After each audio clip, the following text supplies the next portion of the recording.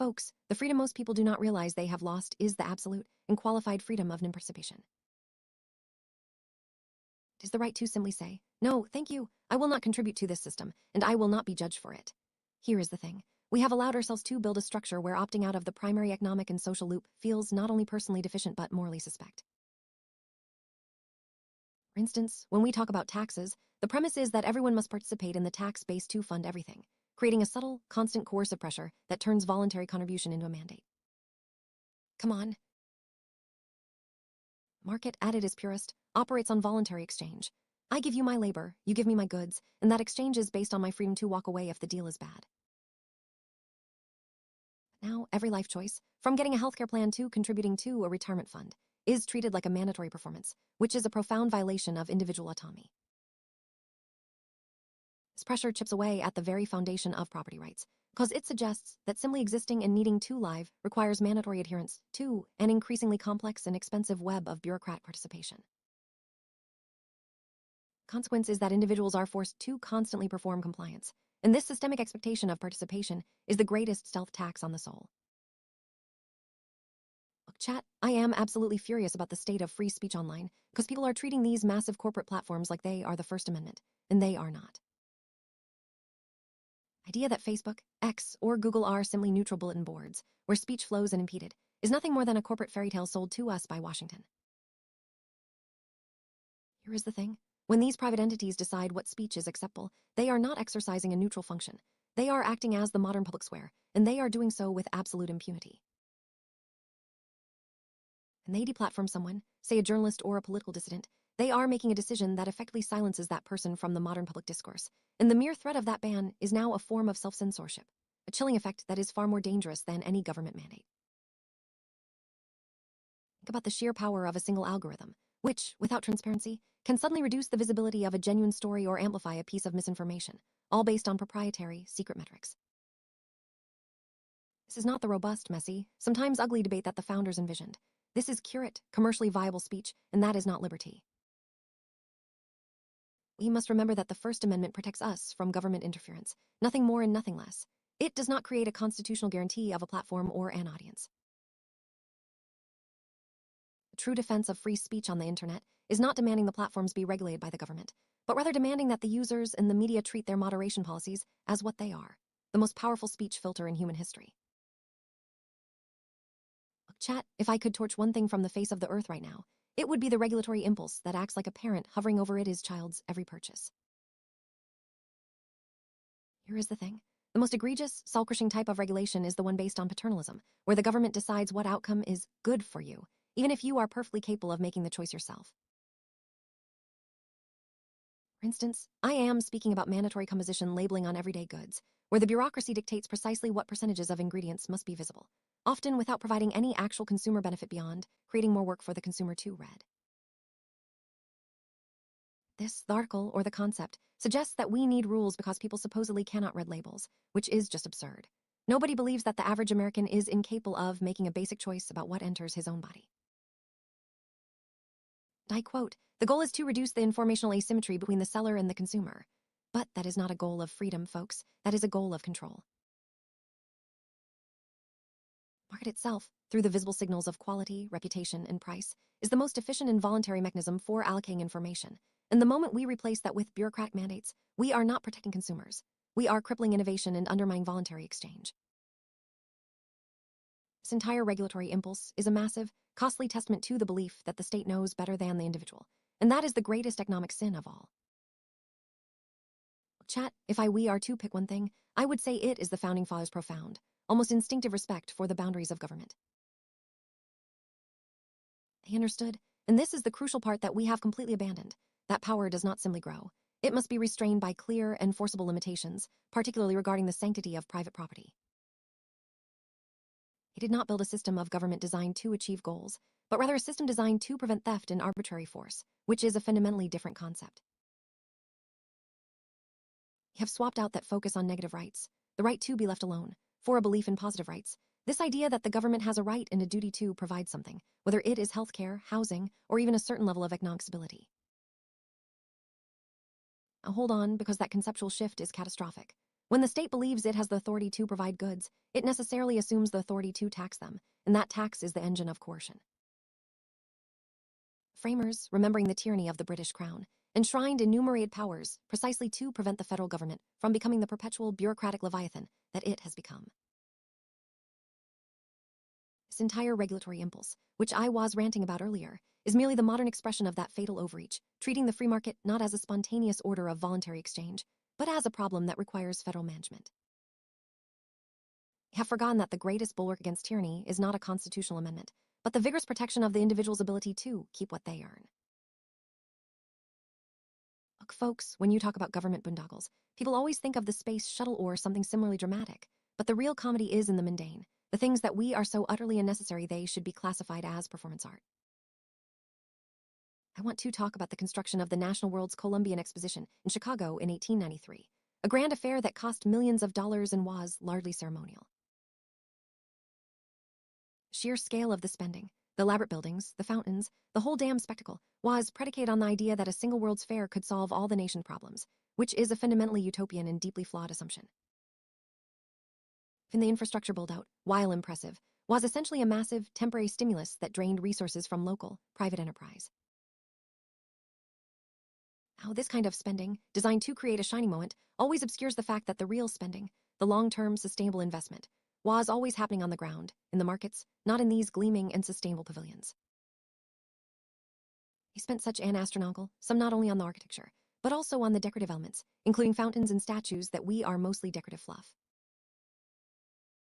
I am thinking about what Rothbard was saying about how government spending is nothing more than a coercive transfer of wealth from the productive to the unproductive. This entire exhibition, in my view, is a perfect historical illustration of the core mistake, spending money on appearances of progress rather than on the actual difficult work of generating wealth. Look, when people ask for a historical fact about liberty, they think of battles and flags waving, but the real fight is always fought in the ledger books in the courtroom. Here is the thing. We often forget that the foundation of almost every Western liberal society is not enshrined in a single glorious declaration, but in the mundane, brutal protection of private property. Article detailing the common law rights, specifically the protection of person and property, shows that the initial focus was always on limiting the government's ability to seize what you earned. For example, the development of writs protecting property, such as the writ of trespass, was a direct, practical response to prevent local lords or arbitrary officials from simply taking your goods or your land because they felt like it. This was not a philosophical debate about natural rights. It was a legal fight waged by merchants and farmers against arbitrary state power. You know what that implies, folks? The market, the ability to accumulate and exchange value freely, was always seen as the primary engine of freedom. It proves that for liberty to function, it must first be economically viable, because if you do not own the fruits of your labor, you do not possess liberty. Look, chat, when I hear the phrase, the market will correct itself, I do not hear confidence. I hear dangerous, arrogant hubris. It is the political equivalent of a magic wand, waved by someone who has never actually dealt with the messy reality of human incentives. Remember when I was sharing that historical fact earlier about the fight always being fought in the ledger books? It will, folks. This cliche suggests that the ledger book is governed by some invisible, perfect law of physics, and that is simply not true. Evidence, chat, is littered with systemic failures. We see this in the mortgage crisis of 2008, where the securitization process allowed predatory lending to proliferate, proving that market forces, left entirely to their own devices, do not self-regulate, they simply self-destruct. I quote from economic history, "The failure was not a lack of capital, but a failure of governance." That implies that the problem was not the capital itself, but the systems built around it. Suggests that the assumption of perfect information or perfect rationality is a fantasy that Baschet would have laughed right out of the room. Implication is that trusting the market to fix itself is merely trusting the people who write the rules, and they are fallible, greedy, and often profoundly wrong. This is why the principle of governance is always more important than the principle of pure exchange. Look, chat, the Federal Reserve is not a bank. It is a monetary mischief machine, and we need to call it what it is.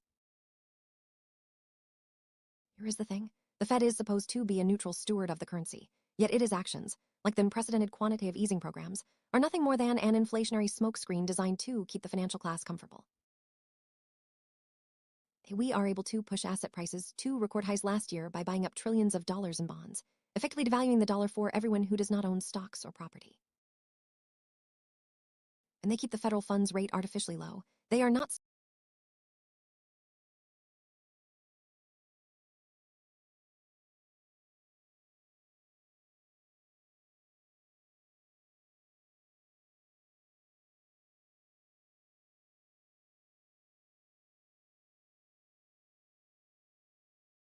Look, folks, we need to talk about civil asset forfeiture, because it is nothing less than the institutionalized theft of private property by the state, and it is a violation of the most fundamental American principle. The core problem is that the government can seize assets, be it a truck, a laptop, or even cash, based on mere suspicion and bureaucratic fiat, without having to prove that you committed a crime, let alone that the assets we are connected to it. This is a direct circumvention of due process. You are being penalized for association, not for action. For instance, law enforcement often use vague statutes to seize vehicles simply because they suspect the vehicle may have been used in illegal activity, forcing poor individuals to pay thousands in court fees just to get their property back. This practice effectively allows the government to create a profit center out of law enforcement, meaning the police departments themselves are financially incentivized to seize more things, turning the law into a revenue stream. And I quote, "The sheer ease of forfeiture allows for profit generation." Get this, the article makes it sound like an administrative convenience, but it is pure economic predation. Because the state can essentially seize your livelihood and hold it hostage through endless legal fees. It guts property rights entirely, telling you that the government owns you and your stuff until you prove otherwise. This entire system is a catastrophic erosion of the rule of law, and it is something that must be fought on principle. Look, folks, we need to talk about eminent domain, because it is nothing less than the state's ultimate blank check for institutionalized theft. You are telling me that the government can declare your home, your small business, your life's work, necessary for public use, and then simply take it, regardless of your will or your consent. This is not the protection of property rights. This is simply the legal mechanism for transferring private wealth to corporate developers who happen to have the right connections.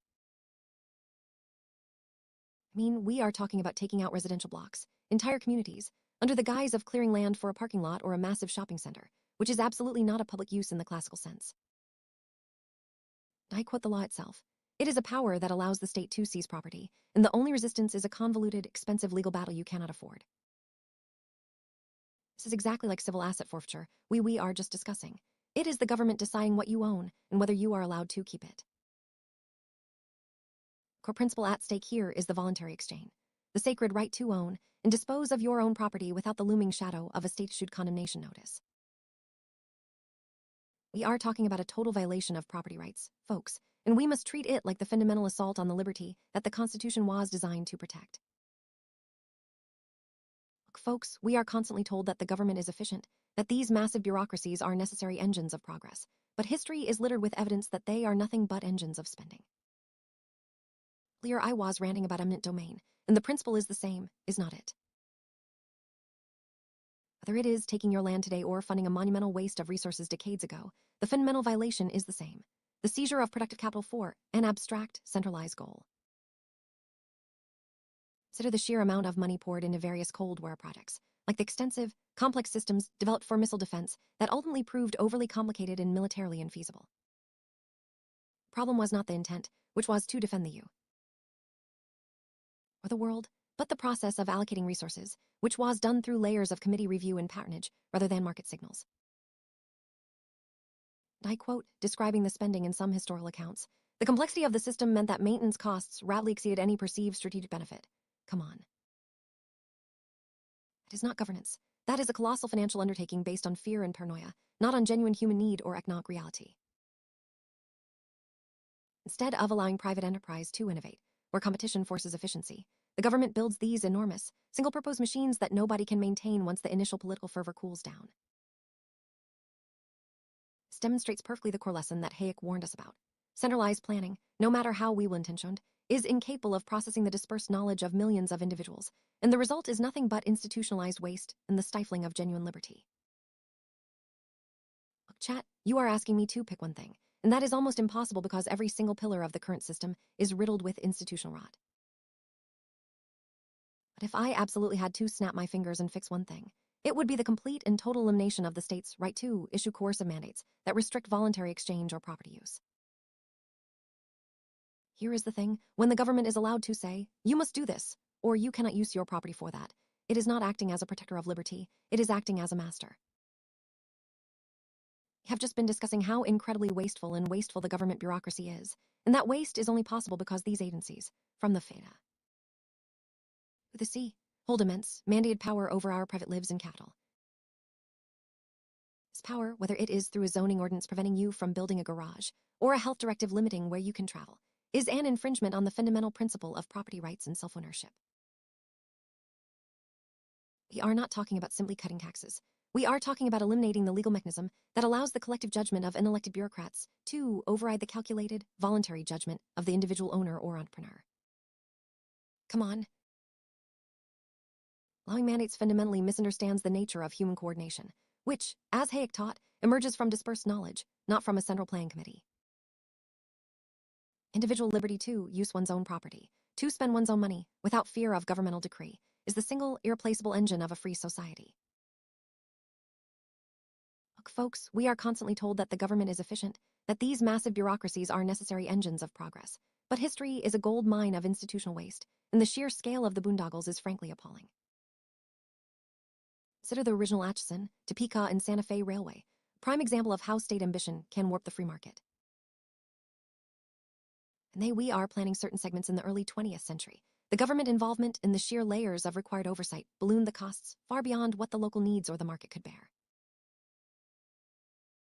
I am talking about projects that required unprecedented federal guarantees and complex regulatory bodies, simply to ensure the track laid across a few acres of land could handle some speculative future load. You know what is most damning about these historical projects is that we are often built not because the public demanded them, but because a powerful few individuals we are politically connected and could lobby for massive subsidies and land grants. This is not development. This is legalized financial engineering for the elite, using the taxpayer's dollar as the raw material. When the private sector is left to its own devices, it must answer to the price signal of the market. But when the government steps in, all it needs to answer to is its own endless appetite for power. That chat is the fundamental lesson. The state does not care about value, it only cares about expanding its own scope, and that is a threat to every single property owner's pocketbook. Look, chat, we are going to talk about something that is not just a basic economics concept. It is the foundational truth that every single bureaucrat and politician seems incapable of grasping: opportunity cost. Here is the thing, folks. Opportunity cost is simply what you must give up when you make a choice, and it is not merely a number on a spreadsheet. For example, when you spend your afternoon watching this stream, the opportunity cost is everything else you could have done with that time, like working or reading a book. Government treats choices as if they exist in a vacuum, ignoring the fact that every resource, every dollar, and every minute is finite. When a government mandates a subsidy for a company, the true opportunity cost is not just the money spent, but the efficient resource, the labor, the cattle, that could have been used by company B, which might have been better. This is not theoretical. This is the very core argument Ludwig von Mises made about rational calculation, and it shows that when the state interferes, it is not creating value. It is simply misallocating existing value. To ignore this cost is to ignore property rights and individual choice itself. The true price of inefficiency, folks, is the loss of liberty. Look, chat, we are going to talk about something that is not just a basic economics concept. It is the foundational truth that every single bureaucrat and politician wants you to forget exists. Concept is opportunity cost, and folks, this is the most underutilized, most criminally ignored tool in the entire box of human knowledge. Here is the thing: opportunity cost is not merely what you give up when you buy a cup of coffee. It is the value of the next best alternative you must abandon in order to get something else. For instance, if you spend an hour watching this live stream, the opportunity cost is not the time itself, but the writing you could have done, or the workout you could have gone in, or the business meeting you could have attended. Now, watch what happens when governments ignore this concept. When they use. Government decides to spend billions on a massive multi-decade military project. The true opportunity cost is not just the dollars spent, but the entire infrastructure, the education, the clean energy grid, the medical research, that those billions could have financed instead. Come on. They are always talking about the benefit, the glorious, shimmering future benefit, but they are